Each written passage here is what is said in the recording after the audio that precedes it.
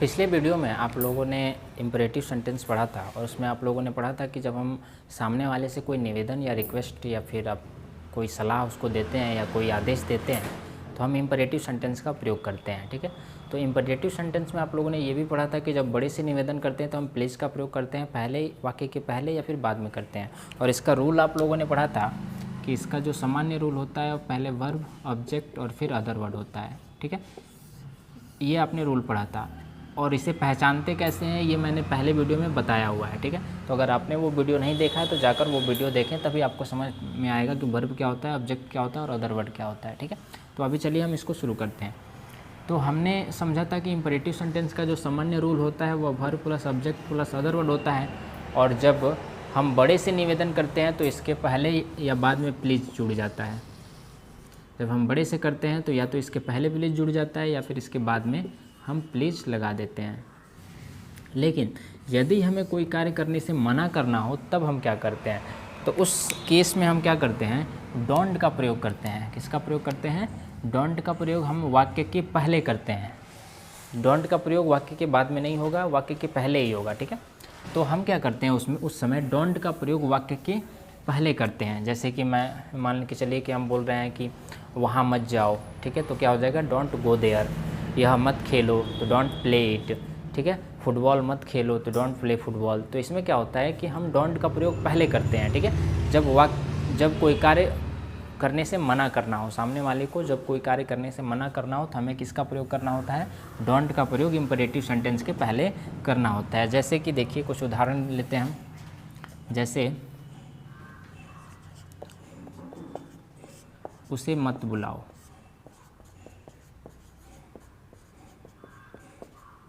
उसे मत बुलाओ, तो इसका जब हम अनुवाद करेंगे तो क्या आएगा, तो हम देख रहे हैं कि इसमें मत आ रहा है यानी मना किया जा रहा है। ठीक है ना, तो हम क्या करेंगे, इसकी अंग्रेजी पहले लिखेंगे, यानी पहले हमको डोंट लिखना होगा। तो क्या हो जाएगा, डोंट।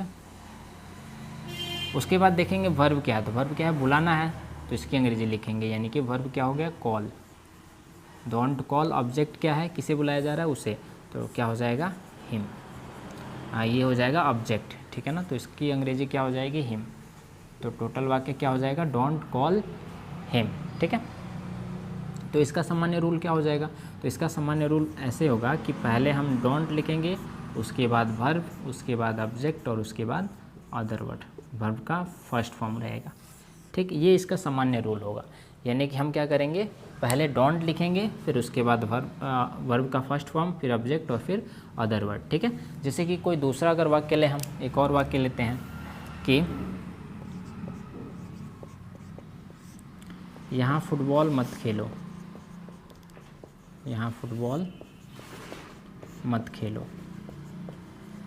ठीक, तो इसका अनुवाद क्या होगा, तो इसका हम क्या करेंगे, पहले डोंट लिखना है क्योंकि हम देख रहे हैं कि मना किया जा रहा है, तो मत की अंग्रेजी क्या हो जाएगी, डोंट लिखेंगे हम, डोंट। ठीक, उसके बाद वर्ब देखेंगे, तो वर्ब क्या है, खेलना, तो खेलना की अंग्रेजी क्या होगी, प्ले। Don't play. उसके बाद ऑब्जेक्ट क्या है, तो ऑब्जेक्ट यहाँ पे दो चीज़ें, एक तो फुटबॉल है और दूसरा क्या है, हियर है। ठीक है ना, यानी यहाँ है, तो इन दोनों में से कोई भी हम पहले लिख सकते हैं क्योंकि दोनों क्या है, निर्जीव है। ठीक है, तो ज़रूरी नहीं कि हम अगर इधर उधर लिखते हैं तो गलत होगा, ऐसा नहीं है, हम इसमें कोई भी पहले लिख सकते हैं। ठीक है, तो क्या लिखेंगे हम, डोंट प्ले हियर फुटबॉल। ठीक है, डोंट प्ले हियर फुटबॉल, ऐसे हम बनाएंगे। ठीक है, और इसी में अगर कुछ बड़ा है, जैसे कि अदर वर्ड के साथ कोई वाक्य आ जाए, जैसे कि हम कहें कि बस से पटना मत जाओ, हम ये कहें कि बस से पटना मत जाओ। ठीक, तो इसमें हम देख रहे हैं कि इसमें अदर वर्ड भी है। हम पहले पहचान लेते हैं, वर्ब जिससे कोई कार्य होता है वो क्या होता है, वर्ब। ठीक है, कहाँ जाया जा रहा है, तो वहाँ क्रिया जिस पे घटित होती है वो क्या होता है, ऑब्जेक्ट, यानी पटना ऑब्जेक्ट हो गया। उसके बाद ये तो मना किया जा रहा है। ठीक है ना, और उसके बाद क्या है, वाक्य में इन दोनों को छोड़कर क्या बच जा रहा है, तो बस से बच रहा है, तो ये क्या हो जाएगा, अदर वर्ड। ठीक है, और मत, ये तो हम डोंट के लिए कर रहे हैं, मना कर रहे हैं इसलिए इसका प्रयोग कर रहे हैं, तो हम क्या करेंगे, पहले इसकी अंग्रेजी लिखेंगे, डोंट की अंग्रेजी, मत की अंग्रेजी, तो क्या हो जाएगा, डोंट। ठीक, उसके बाद वर्ब लिखना है, तो डोंट क्या हो जाएगा, उसके बाद गो, जाना की अंग्रेजी गो, और इसमें लक्ष्य निर्धारित है, ठीक है। हम देख रहे हैं कि उसे कहा जा रहा है कि पटना मत जाओ, यानी कहाँ जाना है, पटना जाना है, ठीक है ना, लक्ष्य इसमें निर्धारित है। तो क्या होगा ये, go to, don't go to Patna, object हो जाएगा पटना। उसके बाद हम देख रहे हैं कि हमने वर्ब लिख दिया, ऑब्जेक्ट लिख दिया, अब क्या बच गया, अदर वर्ड। तो अदर वर्ड क्या है, बस से, तो ये क्या हो जाएगा, से की अंग्रेजी बाई, क्योंकि यातायात साधन के लिए हम से की अंग्रेजी क्या करते हैं, बाई का प्रयोग करते हैं, ठीक है ना। तो don't go to school by bus, ऐसे हम बनाएंगे। डोंट के प्रयोग को कुछ इस तरह हम बनाएंगे। चलिए आगे देखते हैं कि जब हम बड़े से रिक्वेस्ट कर रहे हों या बड़े से जब कोई कार्य करने के लिए मना कर रहे हों तो उस वक्त तो वैसे वाक्यों को हम कैसे बनाएंगे, ठीक है।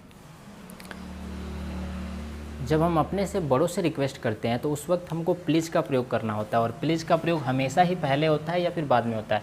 या तो प्लीज़ का प्रयोग वाक्य के हम सबसे पहले करते हैं या फिर प्लीज़ का प्रयोग वाक्य के सबसे बाद में कर दें। तो उस समय इसका रूल क्या हो जाएगा, क्योंकि हम जानते हैं कि सामान्य rule don't plus verb plus object plus other word होता है इसका। लेकिन जब बड़े से निवेदन करते हैं तो पहले हम प्लीज़ लगाएंगे, उसके बाद डोंट का प्रयोग करेंगे, फिर वर्ब वन, फिर ऑब्जेक्ट और फिर अदर वर्ड देंगे, ठीक है। जैसे कि एक वाक्य लेते हैं हम, वाक्य हमने लिया कि यहाँ मत बैठिए।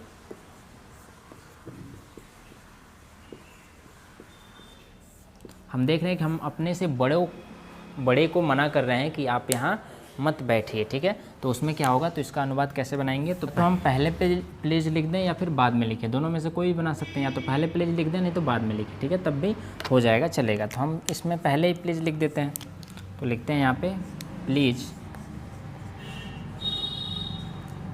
प्लीज़, उसके बाद क्या होगा, डोंट, क्योंकि मत की अंग्रेजी क्या होगी, डोंट, तो प्लीज़ डोंट, बैठना क्या होता है, सिट, तो क्या हो जाएगा, please don't sit here,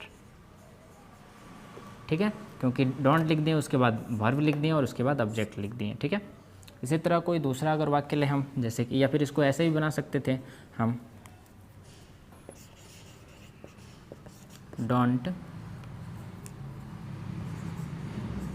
don't sit here please, ऐसे भी हम इसको बना सकते थे। प्लीज़ का प्रयोग हम बाद में भी कर सकते थे, ठीक है। कोई दूसरा वाक्य लेते हैं, जैसे कि हमने लिया बस से पटना मत जाइए।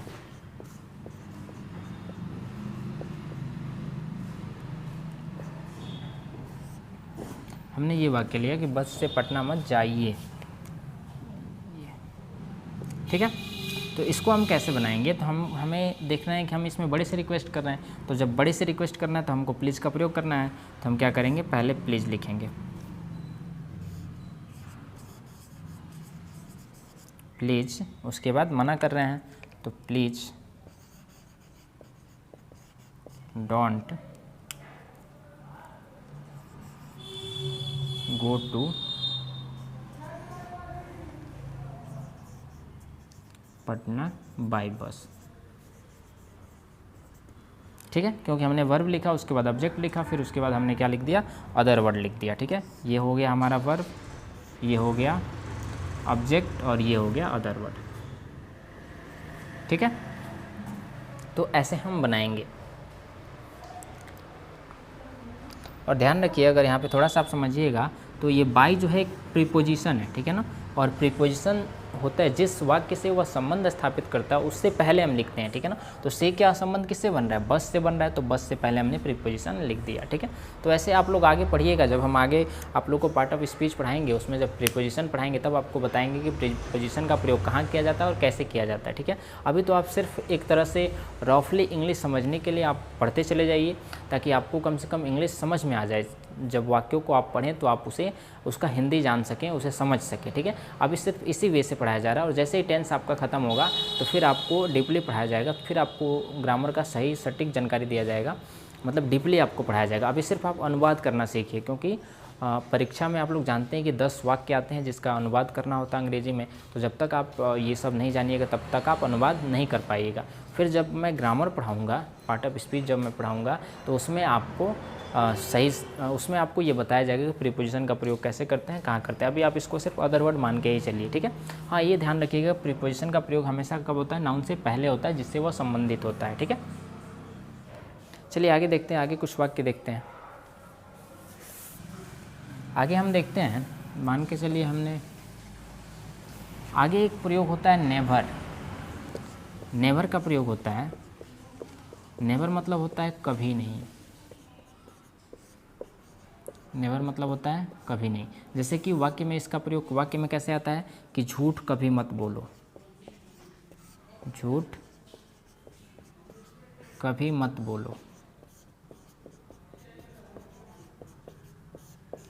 तो ये जो कभी मत है इसकी अंग्रेजी नेवर हो जाती है, ठीक है ना। फिर हम डोंट का प्रयोग नहीं करते हैं। जब हम नेवर का प्रयोग कर देते हैं तो हम डोंट का प्रयोग नहीं करते हैं। और नेवर भी डोंट की तरह यूज होता है, वाक्य के सबसे पहले होता है, यानी वर्ब से पहले होता है, ठीक है। तो क्या हो जाएगा, नेवर, इसका अनुवाद क्या हो जाएगा, तो कभी मत का क्या हो जाएगा, नेवर।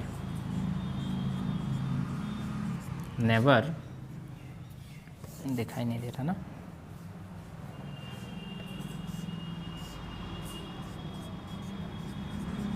नेवर। और उसके बाद क्या करेंगे, वर्ब लिखेंगे। वर्ब की अंग्रेजी क्या हो जाएगी, स्पीक। Never speak.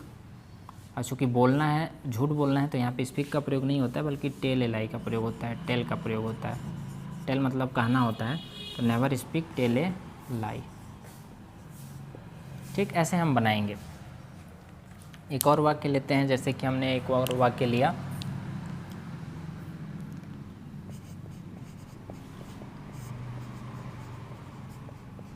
वहाँ कभी मत जाओ।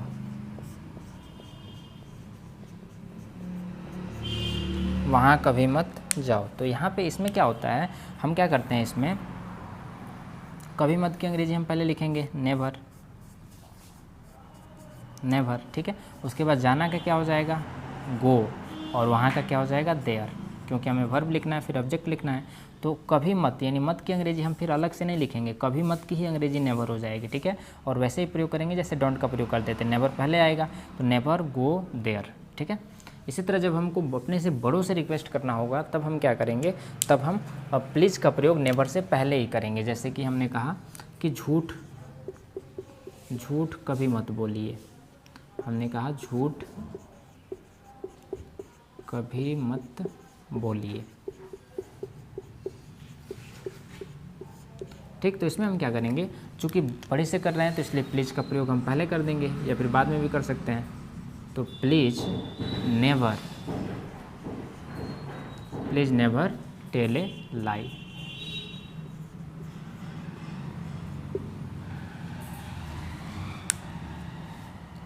ऐसे हम बनाएंगे, पहले प्लीज़ का प्रयोग कर देंगे फिर नेवर टेल ए लाई, क्योंकि प्लीज़ पहले, उसके बाद कभी मत की अंग्रेजी, उसके बाद वर्ब और उसके बाद ऑब्जेक्ट, ठीक है। और अदर वर्ड होता तो इसके बाद हम अदर वर्ड लिखते हैं, ठीक है। इसी तरह हम दूसरा वाक्य लेते हैं, इसी को हम करते हैं, जैसे कि वहाँ कभी मत जाइए,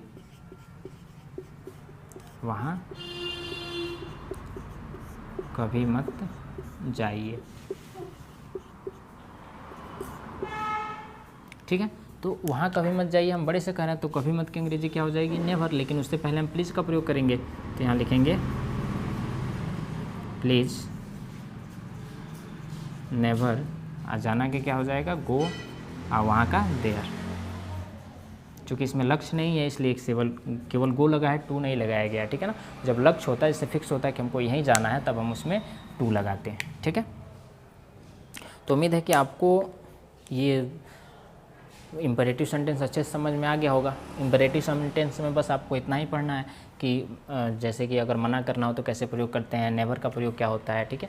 ऐसे ही आपको इम्परेटिव सेंटेंस में बस इतना ही पढ़ना है, साथ ही प्लीज़ का प्रयोग पढ़ना है, यही सब पढ़ना है इसमें, ठीक है। तो फिर आप लोग इसका अच्छे से प्रैक्टिस कीजिएगा इस पर। और साथ ही आप लोग को टेलीग्राम ग्रुप में या फिर इसके नीचे ही एक लिंक मिलेगा जिसमें आपको PDF मिलेगा, जिसमें इन सभी का नोट्स होगा, और साथ ही आपका उसमें प्रैक्टिस करने के लिए कुछ वाक्य होंगे इम्पेरेटिव सेंटेंस से, ठीक है ना, जिसका आपको अनुवाद इंग्लिश में करना होगा और कुछ इंग्लिश में होंगे वाक्य जिसका अनुवाद आपको हिंदी में करना होगा, ठीक है।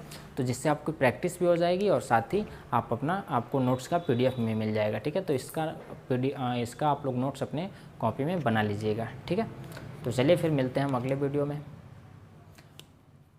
साथ ही यदि आप इस कोर्स को परचेज करना चाहते हैं तो आपको टीचमेंट ऐप इंस्टॉल करना होगा। उस पर आपको नीचे लिंक में आपको बताया गया होगा इसका रूम आईडी क्या है, क्लासरूम आईडी क्या है। वह क्लासरूम आईडी जब आप डालिएगा तो आप उस क्लास से ज्वाइन हो जाइएगा, ठीक है। साथ ही इसकी जो आपको 3 महीने में, इस कोर्स के तहत 3 महीने में आपको इंग्लिश ग्रामर की संपूर्ण तैयारी करा दी जाएगी, चाहे आप 10th क्लास में हो, 12th क्लास में हो, किसी भी क्लास में हो, या फिर आप कंपटीशन की तैयारी कर रहे हो, ठीक है। किसी भी क्लास में हो, आपको 3 महीने में ग्रामर की पूरी तैयारी करा दी जाएगी। बेसिक जो ग्रामर है उसकी पूरी तैयारी आपको करा दी जाएगी, ठीक है। 10th और 12th के लिए स्पेशल ये बनाया गया है कोर्स, ठीक है। तो इसमें आप लोग पूरी तैयारी कर सकते हैं। इसका जो कोर्स का जो रेट है वह मात्र आपका 499 नहीं है, बल्कि यह ऑफ़र के तहत आपको सिर्फ 149 में दिया जा रहा है, ठीक है। 499 इसका ओरिजिनल रेट है, लेकिन आपको ऑफ़र के तहत मात्र 149 में दिया। 499 इसका ओरिजिनल रेट है, लेकिन आपको 499 में नहीं दिया जा रहा है। ऑफ़र के तहत, लॉकडाउन के ऑफ़र के तहत आपको 149 में दिया जा रहा है। तो यदि आप इसको परचेज करना चाहें तो आप हमारे व्हाट्सएप नंबर पर मैसेज भी कर सकते हैं, या हमारे टेलीग्राम ग्रुप से जुड़कर हमसे कांटेक्ट कर सकते हैं, या फिर आप इस वीडियो के नीचे कमेंट करके भी पूछ सकते हैं इसके बारे में, ठीक है। साथ ही आप नीचे दिए गए लिंक से ज्वाइन हो सकते हैं टीचमेंट ऐप को इंस्टॉल करके। तो चलिए फिर मिलते हैं हम अगले वीडियो में।